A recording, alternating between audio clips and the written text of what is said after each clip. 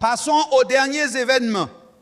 Le député Alfredo Gaspar, annoncé comme candidat à la vice-présidence de M. Flavio Bolsonaro. Alfredo Gaspar indique par le biais des amendements PIX 6 millions de reais pour une municipalité d'Alagoas. Appelé São José da Laje, 6 milhões de reais a Mendimans PIX. La Cour des comptes de l'Union effectue un audit et dit il y a une magouille. Ces mots, celui qui les utilise évidemment, c'est moi. Mais, dans la lecture populaire de ce qui figurait dans ce rapport, sans traçabilité, sans possibilité de vérification effective de ce qui avait été fait avec des fonds publics. Il est évident que l'absence de contrôle mène à cette situation et à cette circonstance. Le député qui est aujourd'hui candidat à la vice-présidence avec Flavio Bolsonaro s'exprime publiquement et dit « Je n'ai rien à voir avec ça. J'ai seulement fait la proposition de l'amendement. 6 millions de reais d'amendement PIX. » C'était la réponse du candidat à la vice-présidence du ticket de Flavio Bolsonaro. Ce n'est pas à moi de contrôler. Ce sont les organes de contrôle qui en ont l'obligation. Je n'ai rien à voir avec ça. C'est la mairie qui doit rendre des comptes. Et maintenant, je viens ici porter une accusation que jusqu'à présent beaucoup d'entre vous ne connaissent pas. Le député ne peut pas dire qu'il n'avait rien à voir avec ça. Un signalement est arrivé à mon bureau et je suis allé vérifier. Et la dénonciation est fondée. Elle était nommée au cabinet du candidat à la vice-présidence, la vice-maire de la commune de São José da Laje, avant de devenir vice-maire. Et là, vous pouvez dire, non, mais même ainsi, il n'avait rien à voir avec ça. La vice-maire est partie et qui a pris sa place? Son mari, son compagnon. Il était au cabinet du député Alfredo Gaspar, nommé colistier de Flavio Bolsonaro à la vice-présidence. Comment peut-il dire qu'il n'a rien à voir avec ça? Que c'est une responsabilité de la mairie s'il est responsable de l'exécution de cet argent sur le terrain de la commune. Était là jusqu'à très récemment. D'entre eux, y compris jusqu'en 2026, nommés dans son cabinet. Écoutez, ce citoyen ne pourra pas se maintenir comme candidat à quoi que ce soit. Parce qu'il ne peut pas dire que la responsabilité n'est pas la sienne. Parce que ses empreintes sont sur cet amendement PIX de 6 millions de reais pour cette commune de 20 000 habitants dans cette ville, avec la participation et l'influence également de l'ancien président de la Chambre, M. Arthur Lira. Ce n'est une surprise pour absolument personne. Et ça va en rester là? Comme si cela ne suffisait pas. Quand est-ce que le Conseil d'éthique va se pencher sur la dénonciation que j'ai faite dans cet hémicycle concernant Madame Mariangela Fialek, connue comme la cheville ouvrière du budget secret, continue d'exercer ses activités au cabinet du vice-président de la Chambre des députés. Quand est-ce que la Chambre des députés va utiliser ses organes de contrôle? Pas pour persécuter ceux qui se rebellent contre la corruption, mais pour tenir responsables ceux qui pratiquent la corruption. Madame Mariangela Fialek a donc été prise.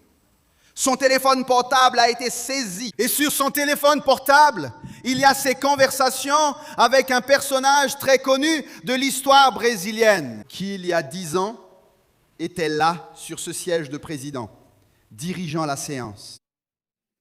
Avec la première étape du coup d'État, avec la destitution de l'ancienne présidente Dilma Rousseff.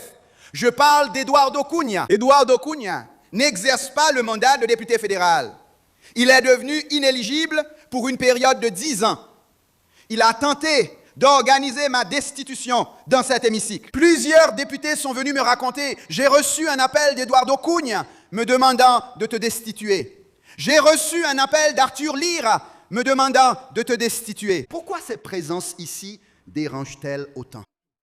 Est-ce que c'est parce que même sans être député fédéral. M. Eduardo Cunha a fait attribuer des fonds par amendement à plusieurs municipalités du Minas Gerais de manière illégale, précisément parce qu'il était candidat au poste de député fédéral dans l'État du Minas Gerais. Et regardez bien, je ne vais pas qualifier, mais je vais utiliser l'adjectif des autres. Celui qui a été choisi. Candidat au poste de gouverneur du Minas Gerais. Vous savez qui c'est? Monsieur Cleitinho, du parti Republicanos. Son parti, c'est le Republicanos. C'est lui qui a dit ceci d'Eduardo Cunha, du même parti, Republicanos. Il y a un bandit qui circule ici dans le Minas Gerais. C'est Eduardo Cunha. Nous ne pouvons pas accepter que ce bandit revienne à la vie publique dans le Minas Gerais. Ils vont vouloir se plaindre de moi. Plaignez-vous de M. Cleitinho, qui a été le candidat au poste de gouverneur choisi par le parti de M. Eduardo Cunha dans le Minas Gerais.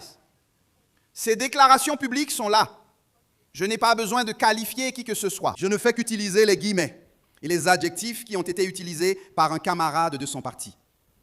Si cela ne suffisait pas, vient Monsieur Valdemar da Costa Neto. Et chaque fois qu'il organise une interview, j'imagine que c'est parce qu'il veut, député Hollenberg, s'auto-incriminer. Il va à l'interview, député Chico Aleccar, et il dit « Non, il n'y avait aucun problème. Le député n'avait personne à qui attribuer l'amendement. Alors c'est moi qui l'attribuais. C'est normal, il n'y a aucun problème avec ça. » Il est en train de s'auto-incriminer. Mais il veut banaliser quelque chose qui ne peut pas être banalisé. Quand la Chambre des députés, à travers ses organes de contrôle et d'évaluation de la conduite des députés, va-t-elle faire une quelconque évaluation? En ce qui concerne les députés qui ont fait cette manœuvre avec Eduardo Cunha et Valdemar da Costa Neto, quand cela va-t-il se produire? Que la Chambre des députés va-t-elle se pencher sur ce qui s'est passé dans la Lagoas, plus précisément dans la commune de Rio Largo, exposé au grand jour pour tout le Brésil, pour que tout le monde voit. Opération Beco da Pecunia, député Daniel. Une voiture dans une ruelle remet de l'argent à une autre voiture. Cette voiture va ensuite remettre l'argent à la mairie. Celui qui reçoit l'argent, c'est Gilberto Gonçalves, allié de l'ancien président de la Chambre, Arthur Lira, écarté de la mairie pour détournement d'argent du budget secret. Il a déjà été arrêté 4 fois pour divers actes liés à la corruption. Et là, c'est moi qui dois être puni pour dire cela. Celle qui doit être punie, c'est la députée Erika Hilton, par représailles, pour s'être défendue des attaques qui ont été lancées contre elle. Ceux qui doivent être sanctionnés, c'est le groupe parlementaire du PSOL pour avoir dit la vérité dans cet espace parlementaire. Mesdames et messieurs, lors du premier discours que j'ai prononcé à mon retour à la Chambre des députés, après 6 mois de suspension, un député s'est approché de moi et m'a dit « Blober, maintenant arrête. » Parce qu'ici, les votes d'opinion comme le tien ne représentent que 3%.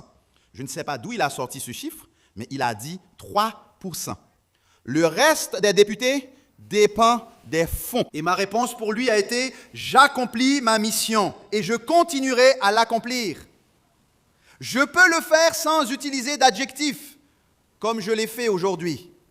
Mais je ne vais pas m'auto-exclure. Je ne vais pas cesser d'exercer mon mandat parlementaire par peur des conséquences d'éventuelles persécutions politiques. Le Conseil sans éthique, député Chico Aleccar, avec ses horribles exceptions dont vous faites évidemment partie. Il ne peut pas être un instrument de persécution contre des ennemis politiques, ni de protection des alliés, de ceux qui ont des liens avec la structure du soi-disant budget secret. Ça doit cesser.